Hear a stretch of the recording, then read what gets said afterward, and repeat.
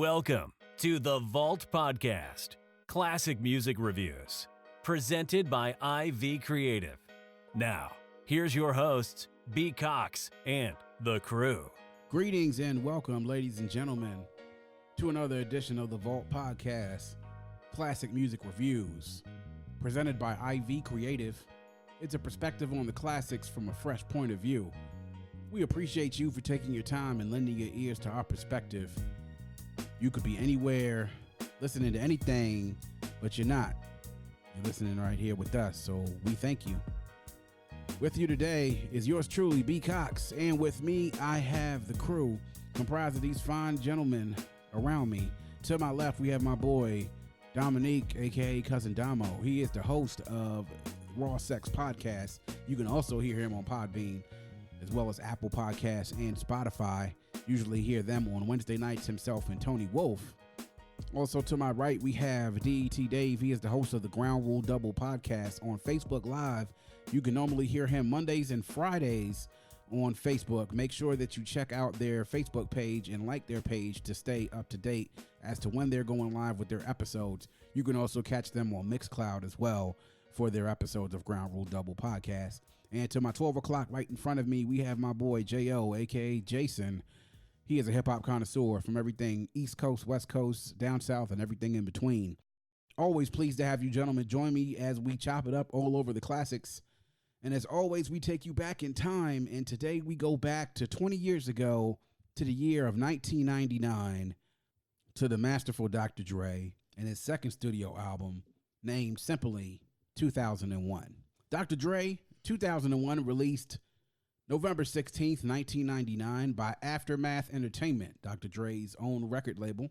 Those of you, of course, who know, Dr. Dre was a co-founder and also executive of Death Row Records. He, along with Michael Harris and also with Suge Knight, helped pioneer some of the best West Coast albums of all time.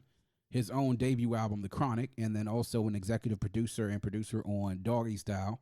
He also served and worked with his early days with NWA and then also the DOC, No One Does It Better. And then, of course, worked with groups such as the Dog Pound and other Death Row acts as well. Also was an executive producer of Tupac's double disc, All Eyes on Me. Left Death Row in 1996, shortly before Tupac's death, to go start his own label, The Aftermath Entertainment, and left pretty much with nothing. Left with no artists, left with no contracts, with no material, but wanted to start his own thing. And this was actually a part of his offering. He's got off to a bit of a slow start with Aftermath because the first couple of projects did not do very well. Then all of a sudden he signed Eminem, and he also worked on this album. And in this same year, they released albums together, and Aftermath took off after then. As they say, the rest has been history. So released on November 16th, 1999, recorded between 98 and 99, runtime of 68 minutes and 1 second. Executive producer, Dr. Dre, of course, and then he produced a lot of the tracks here, as well as tracks by Mel Man, and then also tracks produced by Lord Finesse. A total of 22 tracks, and 22 tracks, including a lot of different skits on here, which were classic, which are always staples of Death Row and Dr. Dre albums, of having these skits, and hilarious skits, man, I always say. This album itself has been certified now 6 times platinum by RIAA. Sold 550,000 copies his first week. It was a highly anticipated album. Debuted at number 2 on the U.S. Billboard 200 chart.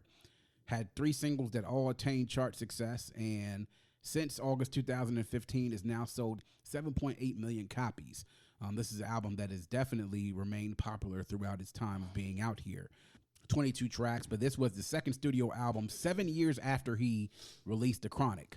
And The Chronic, of course, the classic album which laid the foundation for Death Row as a record, and Dr. Dre as a producer, and then also as an artist. Going back to 1999, 2001, I know there are lots of great material on this, and he has quite a few of guest spots listed on here. Of course, Eminem, who was his newly signed artist, and then you have to know Snoop Dogg was on here, made his mark on this one. Exhibit was also here. Mary J. Blige also featured on the track here as well, the last track on here. Corrupt. Other less known names at that particular time Hitman, who was featured very prominently during this album. I mean, he's on so many tracks here. He might as well. They might as well. Yeah, exactly. Yep. It might as well have been his album. Also featuring some appearances as well from Eddie Griffin. Who had a couple of different skits on here, which were hilarious. And then also your mama a hoe. And then also you won't. A feature from Rel as well, who featured on The Message as well with Mary J. Blige. And there is also King T, MC Ren, Cocaine also featured on this, and last but not least, Jake Steed. Nah. Yes. Oh, God. A feature of Jake Steed, which is crazy because, you know, back then I didn't actually know that this was Jake Steed. I just thought it was a dude on there saying he was Jake Steed, but nah, it's actually Jake Steed. Yeah. Wow, man. It shows just how wild some of these West Coast artists were. They were definitely riggedy raw with it, man. So raw. Riggedy raw. So we'll sex. Shameless plug. Shameless. So we'll get into 2001, gentlemen. We'll go around the room as far as like what your thoughts were about it. So I'll actually start with Damo and your reaction upon listening to it when you first heard it back in the day, and then listening to it this week, what you took from it. Well, like you said, it was highly anticipated. I remember listening to it back then. I mean, I listened to this for a minute back then. It was my beginning of my weed days, so it stayed on the plug in my little CD player. But listen to it again, yeah, it brought me back that nostalgia from being young and dumb, and it's a good album. Jay, your recollections from listening to this album then and then listening to it now, what you took from it after all these years? People might get mad when I say it, but like I think it was like freshman in college or something like that. Like, so along with like Dom was talking about like the anticipation, like I was a little skeptical, to be honest with you. And I'm not saying like this Dre is whack or anything like that, but because one, like 7 years have gone by since the Chronic, and in between that time, you know, it was like the Aftermath stuff, which really wasn't hitting like that. Mm-mm.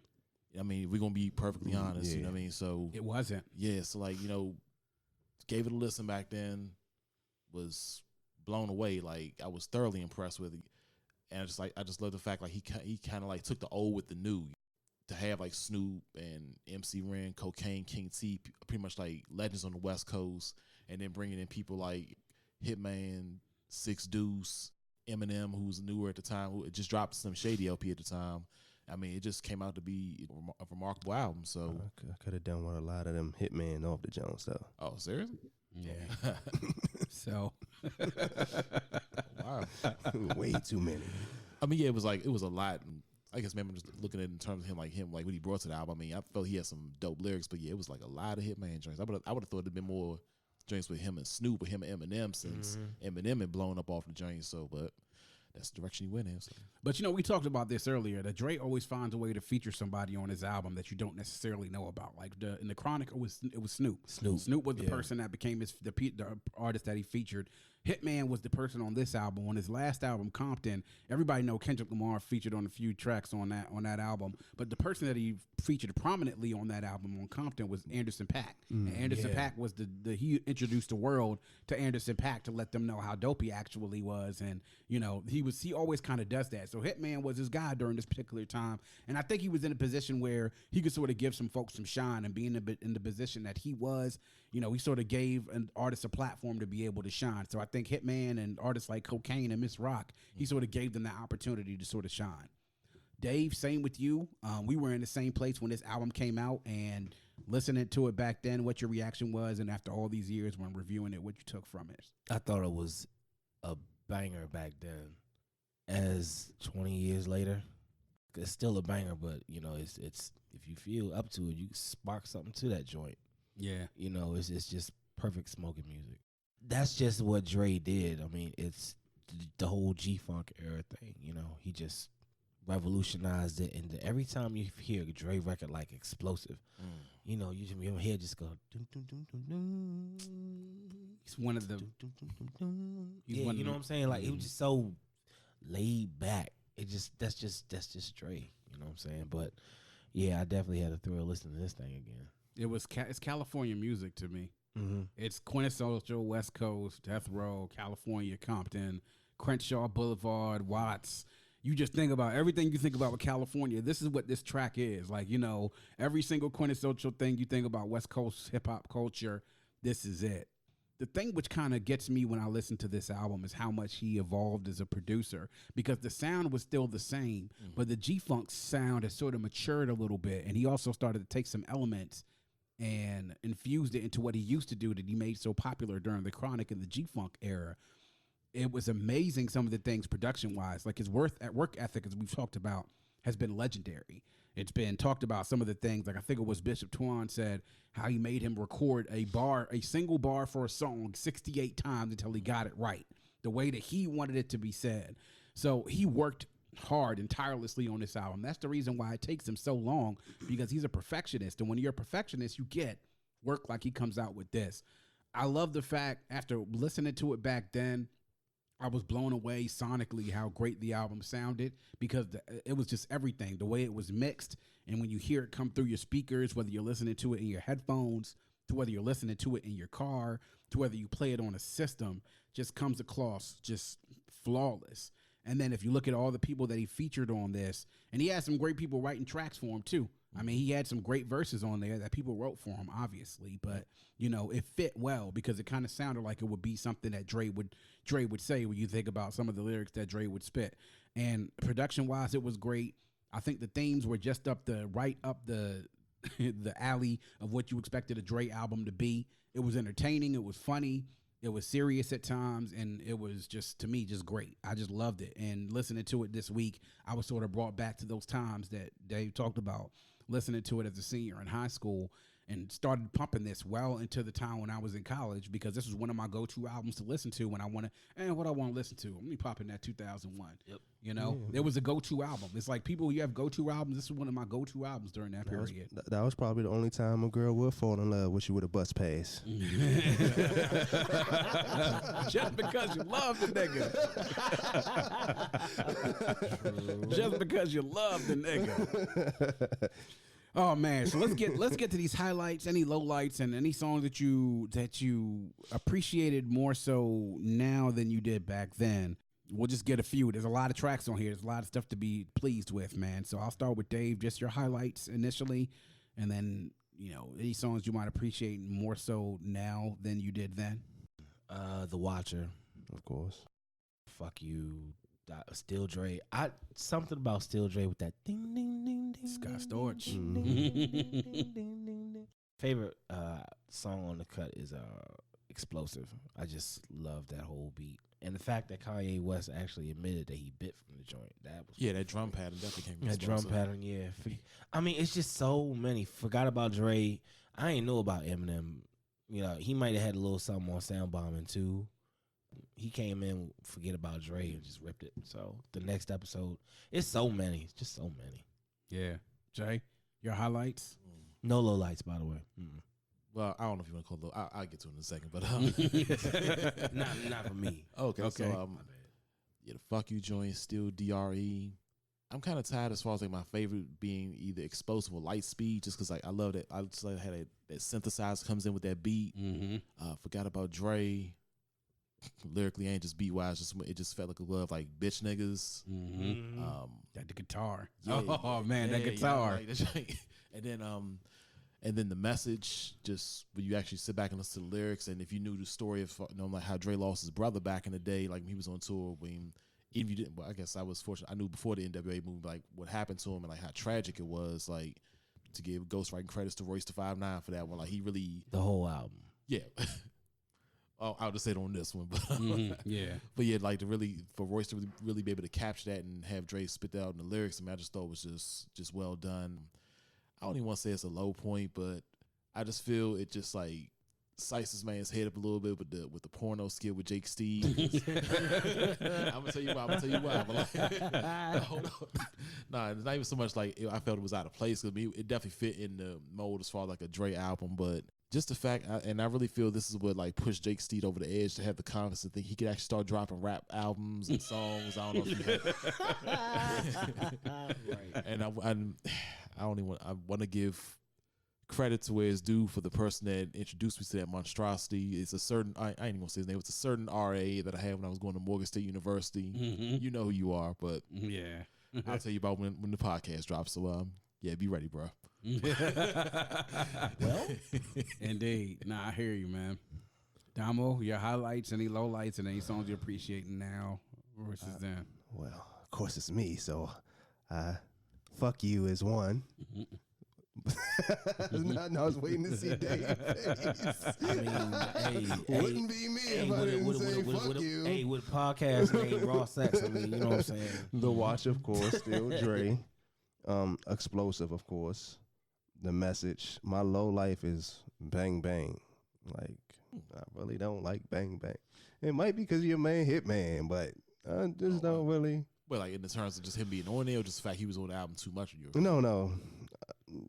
This that song for real. That's probably why I don't. Yeah, I love that beat though. That beat with Bang Bang. I like yeah. the beat. It's could have did more with that. And yeah, that's about it. That's the only thing I have with the album. One thing I have to speak about with Dre when it comes to his beats, he is almost unrivaled when it comes to incorporating guitars in his tracks.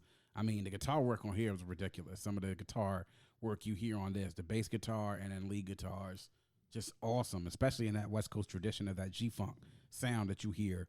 My highlights on the album, of course, Fuck You was a good one because Devin the Dude was on that. Still DRE because that was not only a Scott Storch assisted track, but that was also a verse that was great that Jay wrote for Dre, and you can tell that Jay's footprints are all over that verse. I love the big egos with the beat that was on there as well with Hitman. Explosive, of course, because that speaks for itself. You had Corrupt with an ill verse to start off. Nate Dogg with the interlude that was just great. Anytime you hear Nate Dogg on a track like that, it's always good. R.I.P. by the way. Yeah. And then 6'2" on there on Explosive. And then the track just tells you like how many times people have taken that either for a freestyle track. Erykah Badu, we remixed Bag Lady off of that. And Kanye took that track, the drums from that track, not just for one track that he did it for two. Did it for Just Can't Be Life, and he also did it for Guess Who's Back. You can listen to Guess Who's Back, and those are the same exact drums. It's no different. He maybe sped it up a little bit, but those are the same drums, though. Same exact drums.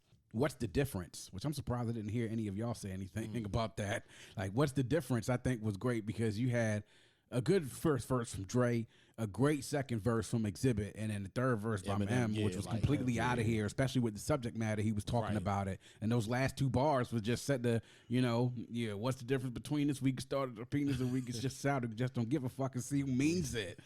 Forgot About Dre was a great one. The next episode, which to me is still a great classic track. You hear it even nowadays, even in the club or just out, it's great. Bitch Niggas with Snoop Dogg, Hitman, and Six Deuce as well. The Message, which is a track that really meant a lot to me listening to it back then because it really did have him giving props not only just to his little brother that he lost, Tyree, but also, there's some things in there that he was about Easy as well. Right. And he shouted out Easy a couple of times on these records. And I really have to give Dre props for really giving Easy his props on these last two albums that he put out because on his first album, they weren't on the best of terms and they were definitely beefing with each other. So those are my highlights. My lowlights, I would have to say, I don't know. I mean, I like the beat with Bang Bang. I just didn't necessarily like Nocturnal on here that much. I mean, to me, I thought he was a low light. Him overall was a low light. Yes. I don't think too many people rock with Nocturnal, to be honest with you. Yeah, I mean, outside of that one joint he had, I don't know.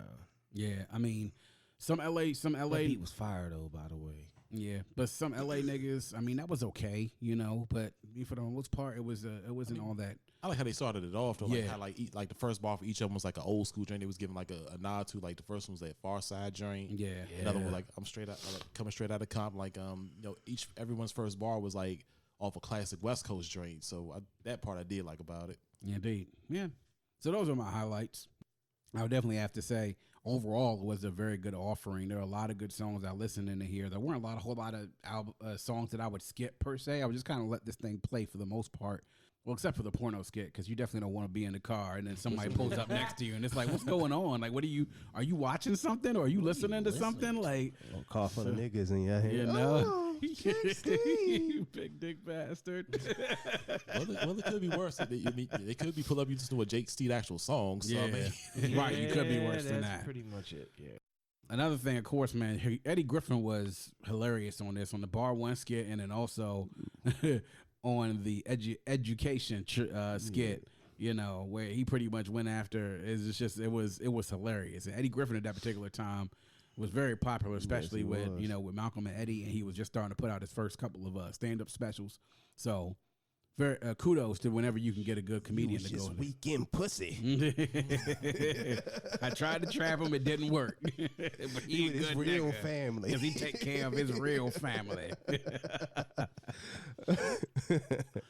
So now we're gonna move across to notable quotables, and there's a few of them on here. You know, any quotables that you pull from this one. And there's a few because there's a lot of great ones from a lot of guest spots, and even a couple from Dre himself, even though he didn't write them. But it was still a lot of great ones on here though. So I'll start with Dave. If you have a notable quotable you want to talk about, something that you pulled from this album. I'm actually going to take it. The late great Nate Dogg, his verse on Explosive. All my real dogs still kick it with me. All my damn hoes still tricking with me. All the true gangsters know Nate ain't never loved no hoe. Yeah, I mean, it's just, this is outside of Regulate. This is one of the things that I remember the most about Nate Dogg. That's why it's so quotable to me. But you could pick anything from Nate Dogg, but this is, to me, I think this is quintessential Nate. It's just something I'll never forget how to sing it. I'll never forget how to say it. It's just something that sticks in my mind. Rest in peace to the GOAT, by the way. Indeed. The original hook killer. Jay, your notable quotables, if a couple, if you have them. All right, mine. Well, the first one I got, it comes off the "Fuck You" joint. It's really the joint with Devin the Dude, just like to highlight the man's crassness. And I'm pretty sure if you listen to the joint thoroughly, you know what I'm about to talk about. He was like, he's like, you trying to hide it from your husband. I know you be knowing that your pussy's been tampered with. Did you show him the new trick of how you can make it smoke a cancer stick? And then hold on, let me get the other drink. It was actually a Hitman verse on bitch niggas. Mm-hmm. Like, really, his whole joint, he was like, I think I know what version, what lyric you're talking about. He's like, I know your type, so much bitch in you. If it was slightly darker, lights was a little, my dick be stuck up in your windpipe. And he's like, man, he was like, get your shit bust, pistol whip covered up, use your bitch's blush. He was like, Mr. Powder Puff, your bark ain't loud enough. I know Chihuahuas is more rah-rah. Yeah. Yeah, Hitman definitely had a couple of joints on there, man, that you could pull from. Absolutely. He was putting his foot into this album, bro. Yeah, he did. He did. I think it was his shot. He knew it was his shot. Same thing. Exactly. And he might have missed. Damo. No Steph Curry from the three for him. But, of course, it's Snoop on Fuck You. Fuck with you on the sneak tip on some creep shit. So what you gonna do, you freak bitch? You acting like you don't do dicks. That's the kind of bitch I hate fucking with. Maybe was a virgin. That's what she said. So I gave her some Henny and she gave me some head. I fucked her on the floor so she won't mess up my bed. Oh, man. That's classic Snoop. Man. Classic Snoop Dogg, man. Classic Snoop. Classic Snoop Dogg. My quotables are from What's the Difference? And I actually have a little bit from each verse to share. He says, you see, the truth is everybody want to know how close me and Snoop is and who I'm cool with. Then I got these fake ass niggas that I first drew with, claiming that nonviolent talking today, spit venom in interviews, speaking on reunions, move units, and then talk shit, and we can do this. Obviously, that was a little bit of a dig at Suge and some of the other death row camp people who were talking shit about Dre. You know, he at that point, I think he had gotten tired of just sitting quiet and not saying anything. He just finally wanted to say something about it. And then, of course, Exhibit, yo, I stay with it. While you try and perpetrate and play with it. Never knew about the next level until Dre did it. I stay committed while you motherfuckers babysit it. I smash you critics like an overhand right from Riddick. You know? It's just classic Exhibit type bars that you get from him. And, of course, Eminem, I mean, this whole verse, but, you know, he says, all right, hold up. Stop the beat a minute. I got something to say, Dre. I want to tell you this shit right now while the fuck weed is in me. I don't know if I ever told you this, but I love you, dog. Got your motherfucking back. Just know this shit. And then after Dre said this part, he said, well, that's cool, and I appreciate the offer, but if I do decide to really murder my daughter's mom, I'm going to sit her up in the front seat and put sunglasses on her and cruise around with her for 7 hours to California, then have her waving at people, then drop her off on the corner at the police station and drive off honking the horn for her. Hold on, this is one of the best parts. Raw dog, get your arm gnawed off, drop the sawed off, and beat you with the piece that was sawed off. That to me, that's the Eminem to me I really liked the most, man. Is the fact that when he first started, he was hungry and he Careless. was, he was careless. He was Careless reckless. on the mic. And then of course the last two lines. So what's the difference between this? We can start at the penis, so we can scream. I just don't give a fuck and see who means it. Eminem had a couple of different gems on here, man, but those are my quotables. There's a lot of different other things on here too, by the way. Of course, Eminem's verse during the next episode, during Forgot About Dre.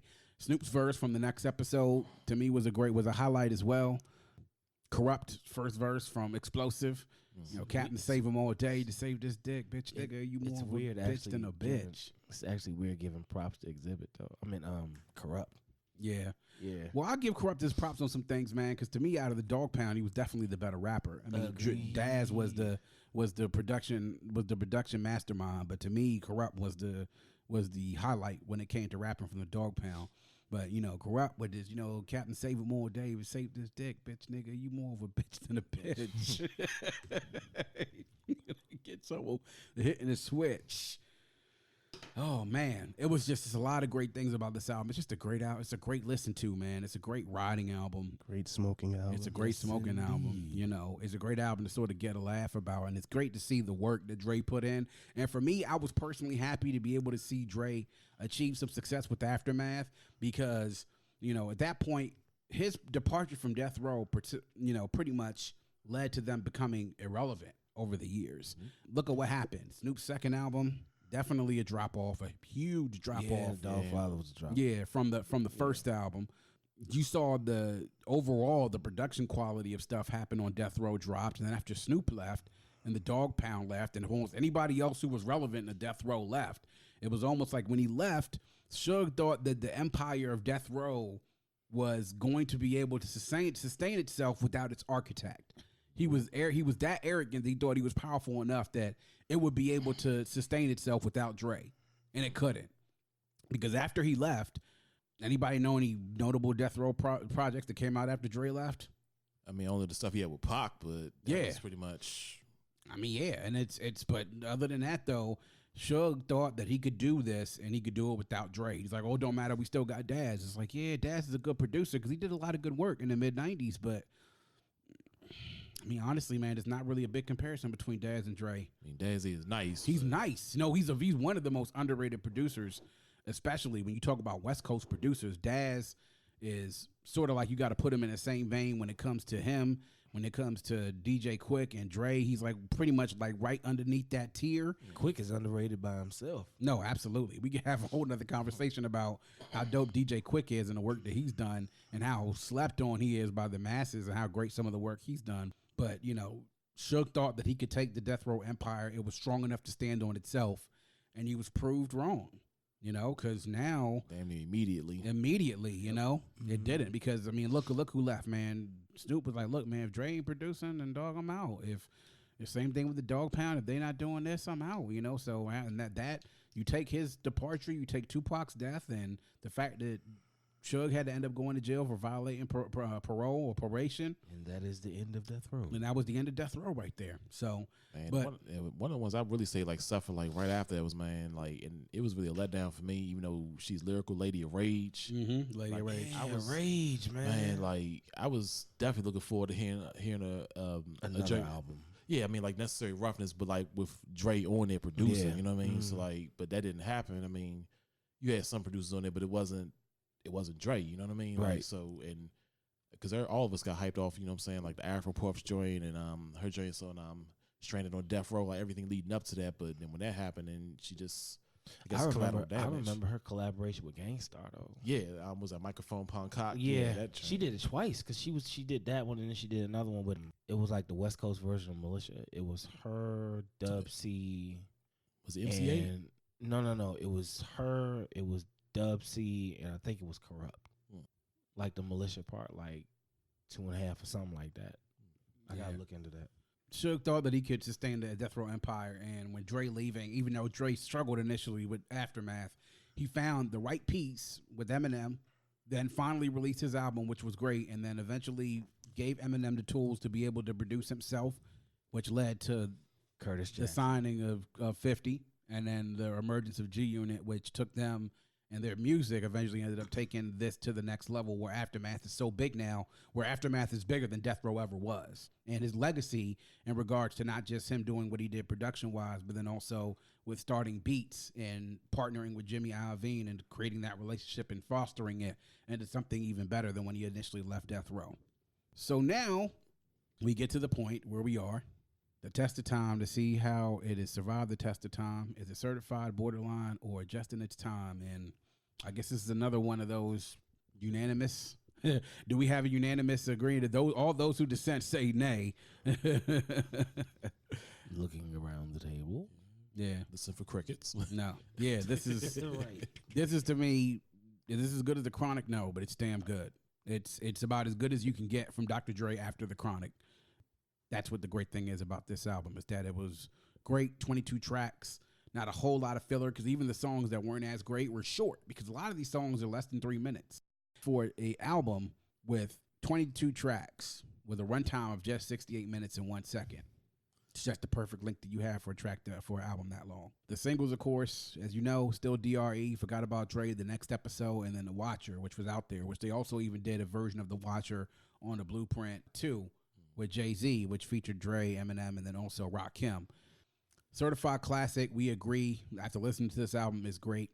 That is the Dr. Dre's second studio album, 2001. Was originally supposed to be called The Chronic 2000, but after the Death Row owned the rights for the original Chronic and also made a collaboration album called Chronic 2000, they decided to call this simply 2001. So there it is. 20 years later, Dr. Dre's 2001 album released on Aftermath Entertainment. Make sure you go check it out at any one of your digital platforms. It is available on Apple Music and anywhere else that you can find it. Please go listen to it again. It is a great album to listen to and something that you can enjoy.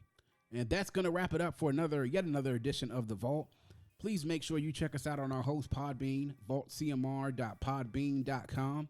You can also download, stream, and subscribe to The Vault CMR on Spotify, Apple Podcasts, and Google Podcasts. We appreciate all the support. And if you have a friend, make sure you tell a friend. And if you tell that friend, make sure they tell a friend. Also, if you're in the DMV and you're interested in doing a podcast, make sure you hit us up on IV Creative on Facebook. Also, you can hit us up on Instagram, ivecre8@gmail.com. You can also hit us up on Instagram as ivecre8. It doesn't matter whether you're just getting started or you're looking to improve your current podcast. We work with anyone. And if you are in the DMV, we do come to you. We are mobile. I want to remember everyone to check out Dominique's Raw Sex podcast on Podbean, Spotify, and Apple Podcasts, usually releasing on Wednesday nights. You can also check out the Ground Rule Double podcast on Facebook. You can check them out usually on Mondays and Friday nights on Facebook Live. Also can check them out on Mixcloud. And now, of course, I want to thank my boy J.O. for being here, for lending his perspective on hip-hop. As always, it's always appreciated. In closing, we always want to remind you to keep your headphones on and your music loud, but not too loud. And as we close, we like to remind everyone to dream big, because dreams are the basis for creation. Always create, motivate, and elevate, because you were never destined or created to stay stationary in this life. And on that note, we say peace.